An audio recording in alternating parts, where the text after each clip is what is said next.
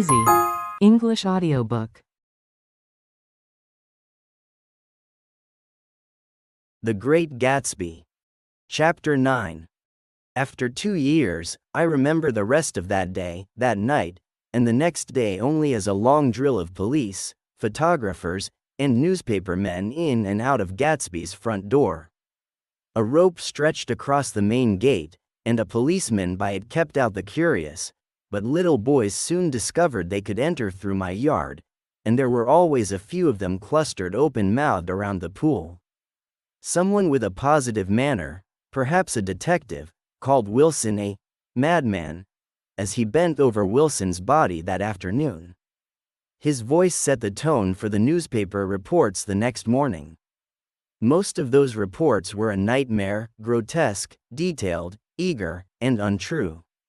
When Michaelis's testimony at the inquest brought to light Wilson's suspicions about his wife, I thought the whole tale would shortly be served up in a racy, satirical way, but Catherine, who might have said anything, didn't say a word. She showed a surprising amount of character about it too. Looked at the coroner with determined eyes under that corrected brow of hers and swore that her sister had never seen Gatsby, that her sister was completely happy with her husband, that her sister had been into no mischief whatever. She convinced herself of it and cried into her handkerchief as if the very suggestion was more than she could endure. So Wilson was reduced to a man, deranged by grief, so the case could stay in its simplest form. And it rested there, but all this part seemed distant and unimportant. I found myself on Gatsby's side and alone. From the moment I called the news of the catastrophe to West Egg Village, every guess about him and every practical question was referred to me. At first, I was surprised and confused, then, as he lay in his house and didn't move or breathe or speak hour after hour, it grew upon me that I was responsible because no one else was interested, I mean, with that intense personal interest to which everyone has some vague right at the end. I called Daisy half an hour after we found him, called her instinctively and without hesitation. But she and Tom had gone away early that afternoon and taken their luggage with them. Left no address? No. Say when they'd be back? No. Any idea where they are? How I could reach them? I don't know. Can't say. I wanted to get somebody for him. I wanted to go into the room where he lay and reassure him. I'll get somebody for you, Gatsby. Don't worry, just trust me, and I'll get somebody for you. Meyer Wolfschiem's name wasn't in the phone book.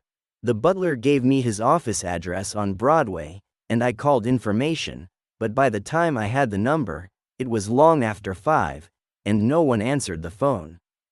Will you ring again? I've rung 3 times. It's very important. Sorry, I'm afraid no one's there. I went back to the drawing room and thought for an instant that they were chance visitors, all these official people who suddenly filled it. But though they drew back the sheet and looked at Gatsby with shocked eyes, his protest continued in my brain. Look here, old sport, you've got to get somebody for me. You've got to try hard. I can't go through this alone. Someone started to ask me questions, but I broke away and went upstairs. I looked hastily through the unlocked parts of his desk. He'd never told me definitely that his parents were dead. But there was nothing, only the picture of Dan Cody, a token of forgotten violence, staring down from the wall. The next morning, I sent the butler to New York with a letter to Wolfschiem, which asked for information and urged him to come out on the next train. That request seemed unnecessary when I wrote it. I was sure he'd start when he saw the newspapers, just as I was sure there'd be a wire from Daisy before noon. But neither a wire nor Mr. Wolfschiem arrived. No one arrived except more police, photographers, and newspapermen. When the butler brought back Wolfschiem's answer, I began to feel a defiance, a scornful solidarity between Gatsby and me against them all. Dear Mr. Carraway, this has been one of the most terrible shocks of my life. I hardly can believe it is true at all. Such a mad act as that man did should make us all think. I cannot come down now as I am tied up in some very important business and cannot get mixed up in this thing now. If there is anything I can do a little later, let me know in a letter by Edgar. I hardly know where I am when I hear about a thing like this and am completely knocked down and out. Yours truly, Meyer Wolfshiem, and then a hasty note beneath. Let me know about the funeral, etc. I do not know his family at all. When the phone rang that afternoon and long distance said Chicago was calling, I thought this would be Daisy at last. But the connection came through as a man's voice, very thin and far away.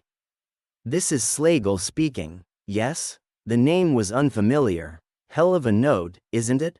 Get my wire? There haven't been any wires. Young Park's in trouble, he said rapidly.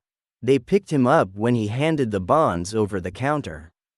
They got a circular from New York giving them the numbers just 5 minutes before. What do you know about that? Hey. You never can tell in these small towns. Hello, I interrupted breathlessly. Look here, this isn't Mr. Gatsby. Mr. Gatsby's dead. There was a long silence on the other end of the wire, followed by an exclamation, then a quick squawk as the connection was broken. I think it was on the third day that a telegram signed Henry C. Gatz arrived from a town in Minnesota.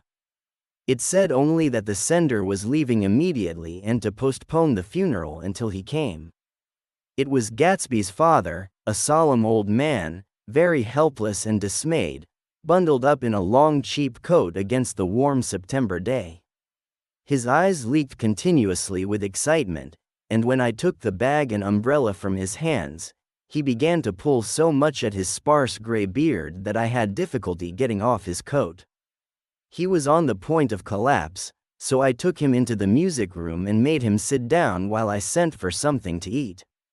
But he wouldn't eat, and the glass of milk spilled from his trembling hand. I saw it in the Chicago newspaper, he said. It was all in the Chicago newspaper. I started right away. I didn't know how to reach you. His eyes, seeing nothing, moved ceaselessly about the room. It was a madman, he said. He must have been mad. Wouldn't you like some coffee? I urged him. I don't want anything. I'm all right now, Mr. Carraway. Well, I'm all right now. Where have they got Jimmy? I took him into the drawing room where his son lay and left him there. Some little boys had come up on the steps and were looking into the hall. When I told them who had arrived, they went reluctantly away.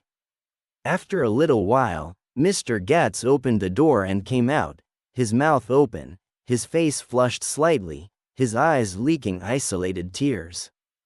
He had reached an age where death no longer has the quality of a ghastly surprise, and when he looked around him now for the first time and saw the height and splendor of the hall and the great rooms opening out from it into other rooms, his grief began to be mixed with an odd pride. I helped him to a bedroom upstairs. While he took off his coat and vest, I told him that all arrangements had been deferred until he came. I didn't know what you'd want, Mr. Gatsby. Gatz is my name, Mr. Gatz. I thought you might want to take the body west. He shook his head. Jimmy always liked it better down east. He rose up to his position in the east. Were you a friend of my boy's, mister? We were close friends. He had a big future before him, you know. He was only a young man, but he had a lot of brainpower here. He touched his head impressively, and I nodded. If he'd lived, he'd have been a great man. A man like James J. Hill. He'd have helped build up the country. That's true, I said uncomfortably. He fumbled at the embroidered coverlet, trying to take it from the bed and lay down stiffly, was instantly asleep. That night an obviously frightened person called up and demanded to know who I was before he would give his name. This is Mr. Carraway, I said. Oh, he sounded relieved. This is Klipspringer. I was relieved too, for that seemed to promise another friend at Gatsby's grave.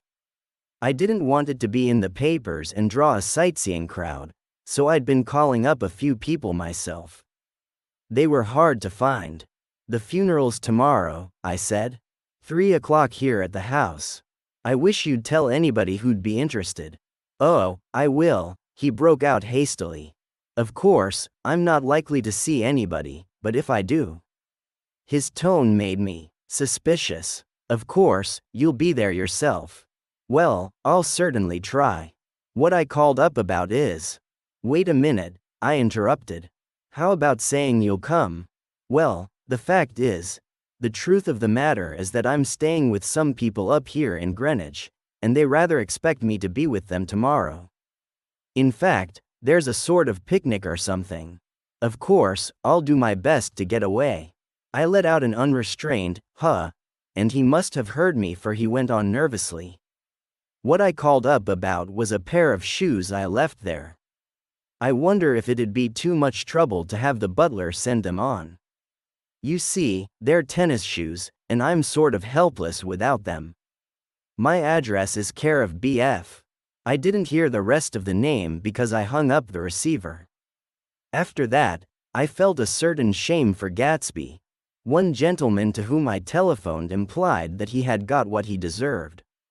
However, that was my fault, for he was one of those who used to sneer most bitterly at Gatsby on the courage of Gatsby's liquor, and I should have known better than to call him.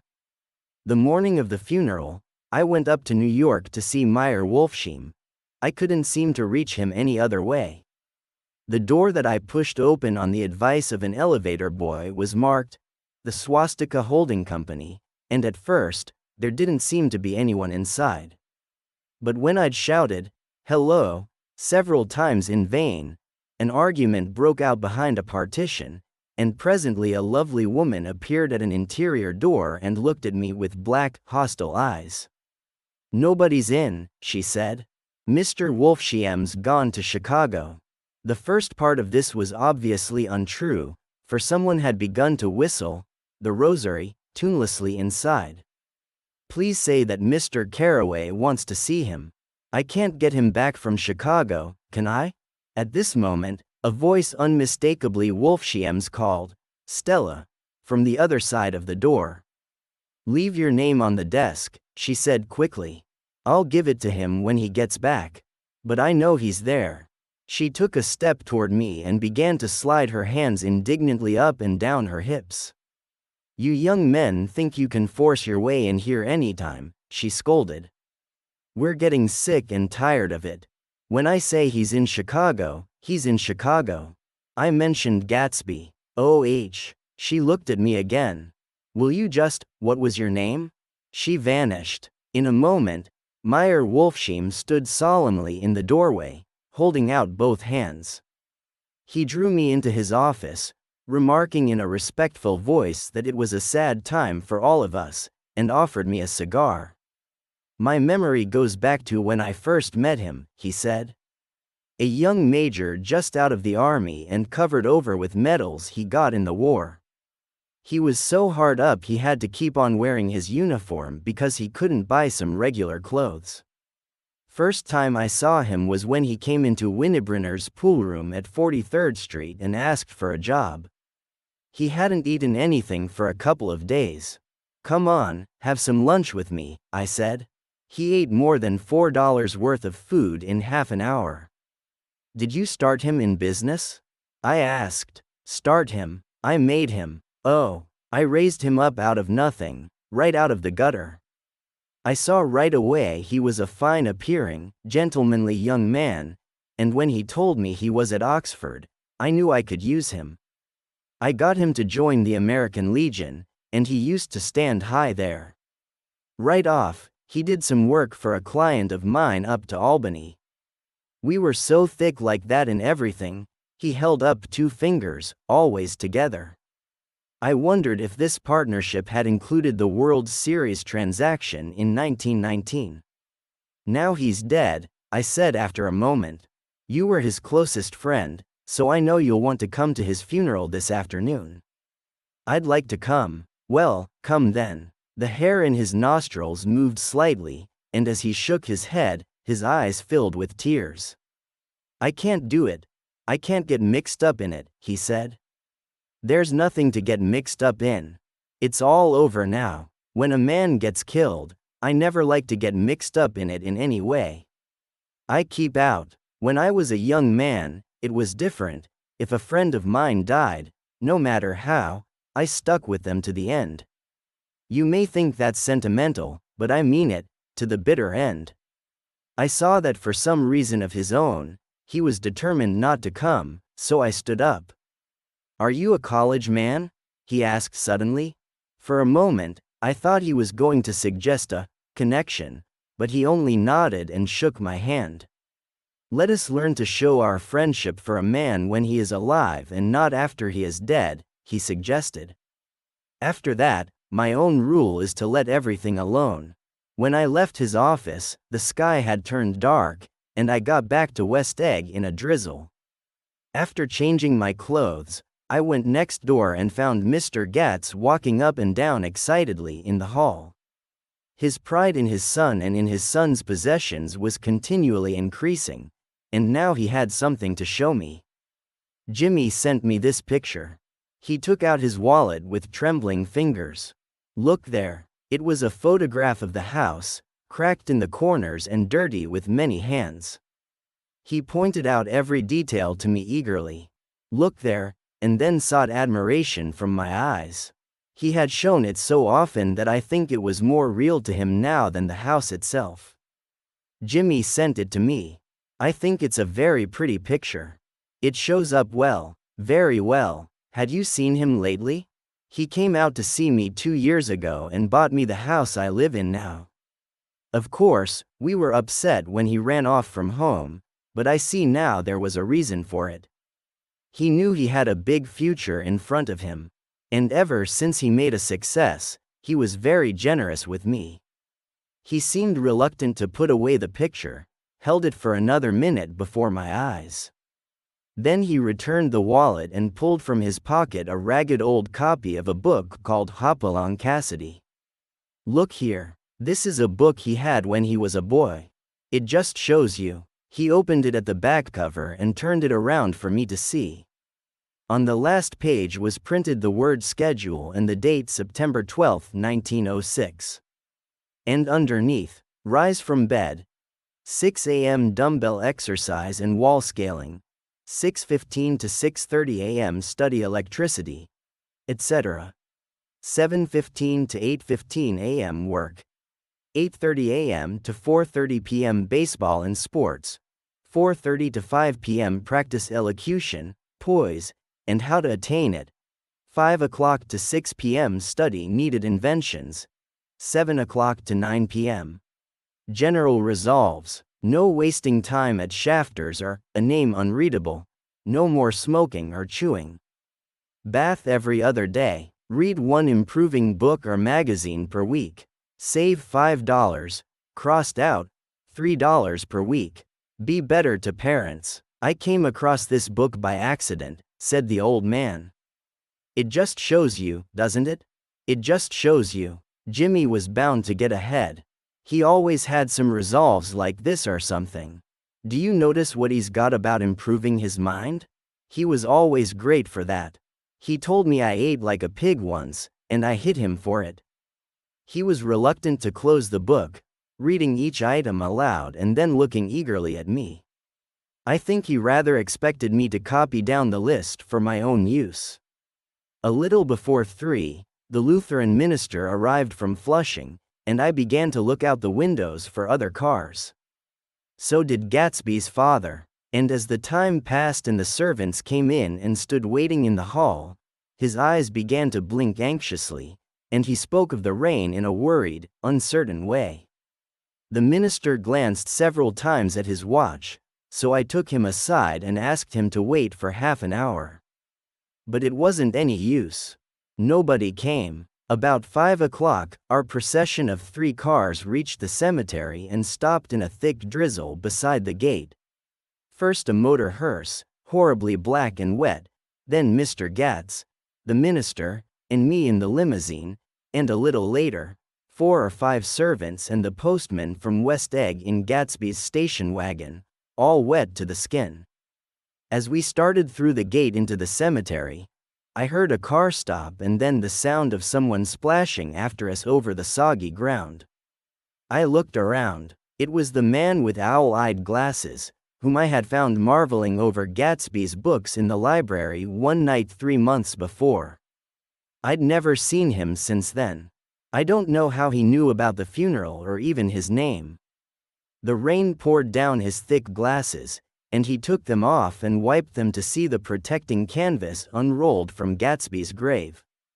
I tried to think about Gatsby then for a moment, but he was already too far away, and I could only remember without resentment that Daisy hadn't sent a message or a flower. Dimly, I heard someone murmur, "Blessed are the dead that the rain falls on," and then the owl-eyed man said, "Amen to that," in a brave voice. We straggled down quickly through the rain to the cars. Owl Eyes spoke to me by the gate. "I couldn't get to the house," he remarked. "Neither could anybody else." "Go on," he started. "Why, my God, they used to go there by the hundreds." He took off his glasses and wiped them again outside and in. "The poor son of a bitch," he said. "One of my most vivid memories is of coming back west from prep school and later from college at Christmas time. Those who went farther than Chicago would gather in the old dim Union Station at 6 o'clock on a December evening, with a few Chicago friends already caught up in their own holiday fun to bid them a hasty goodbye. I remember the fur coats of the girls returning from Miss This or That's and the chatter of frozen breath and the hands waving overhead as we caught sight of old acquaintances and the matchings of invitations. "Are you going to the Ordways? The Herzeys? The Schultzes? And the long green tickets clasped tight in our gloved hands?" And last, the murky yellow cars of the Chicago, Milwaukee, and St. Paul Railroad looking cheerful as Christmas itself on the tracks beside the gate. When we pulled out into the winter night and the real snow, our snow, began to stretch out beside us and twinkle against the windows, and the dim lights of small Wisconsin stations moved by, a sharp, wild brace came suddenly into the air. We drew in deep breaths of it as we walked back from dinner through the cold vestibules, unutterably aware of our identity with this country for one strange hour before we melted indistinguishably into it again. That's my Middle West, not the wheat or the prairies or the lost Swede towns, but the thrilling returning trains of my youth and the street lamps and sleigh bells in the frosty dark and the shadows of holly wreaths thrown by lighted windows on the snow. I am part of that, a little solemn with the feel of those long winters, a little complacent from growing up in the Caraway House in a city where dwellings are still called through decades by a family's name. I see now that this has been a story of the West after all. Tom and Gatsby, Daisy and Jordan and I were all Westerners, and perhaps we possessed some deficiency in common which made us subtly unadaptable to Eastern life.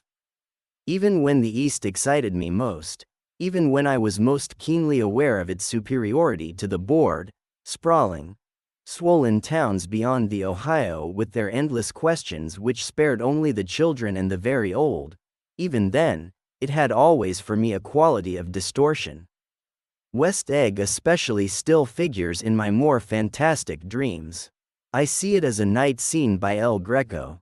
100 houses at once conventional and grotesque, crouching under a sullen overhanging sky and a dull moon. In the foreground, 4 solemn men in dress suits are walking along the sidewalk with a stretcher on which lies a drunken woman in a white evening dress. Her hand, which dangles over the side, sparkles cold with jewels. Gravely, the men turn in at a house, the wrong house. But no one knows the woman's name, and no one cares.